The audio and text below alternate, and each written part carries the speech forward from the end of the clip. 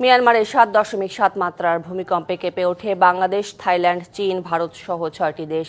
ভূমিকম্পের পরপরই জরুরি অবস্থা জারি করা হয়েছে মিয়ানমারের ৬টি রাজ্য সহ থাইল্যান্ডের রাজধানী ব্যাংককে। এ পর্যন্ত মিয়ানমারে প্রাণহানির খবর পাওয়া গেছে ২০ জনের, আর থাইল্যান্ডে ৩ জন। তবে শত শত মৃত্যুর আশঙ্কা করা হচ্ছে মিয়ানমারে। এদিকে ব্যাংককে নির্মাণাধীন ধসে পড়া ভবনে নিখোঁজ ৮১ জন শ্রমিক। স্থানীয় সময় শুক্রবার দুপুরে শক্তিশালী ৭.৭ মাত্রার ভূমিকম্প অনুভূত হয় মিয়ানমারের উত্তরাঞ্চলীয় মান্দালয় শহরে। এতে কেঁপে ওঠে দেশটির রাজধানী নেপিডো সহ দক্ষিণ পূর্ব এশিয়ার বেশ কয়েকটি দেশ।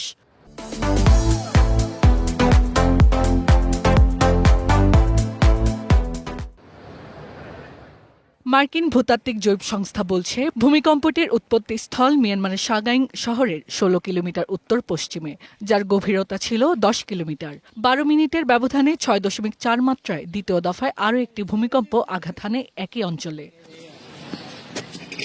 স্থানীয় হাসপাতালগুলোতে বাড়ছে আহতদের ভিড়। এরই মধ্যে সাগাইং, মান্দালয়, মাগওয়ে, বাগো ও রাজধানী নেপিডো সহ ৬টি রাজ্যে জরুরি অবস্থা জারি করেছে দেশটির সামরিক জান্তা বাহিনী। মান্দালয়ে ভেঙে পড়েছে সবচেয়ে বড় সেতু। ক্ষয়ক্ষতির মাত্রাটাও এই শহরেই বেশি। ভূমিকম্পের কারণে রাজধানী নেপিডো শহরের কয়েকটি সড়কে ফাটল দেখা দেয়ায় বন্ধ হয়ে গেছে যোগাযোগ ব্যবস্থা। ধসে গেছে কয়েকটি ভবন ও বসতবাড়ির ছাদ। এদিকে ভূমিকম্পের ভয়াবহতার মাত্রা ছাড়িয়ে গেছে প্রতিবেশী দেশ থাইল্যান্ডের বিভিন্ন শহরে। গুরুতর ক্ষয়ক্ষতির সাক্ষী হয়েছে রাজধানী ব্যাংকক।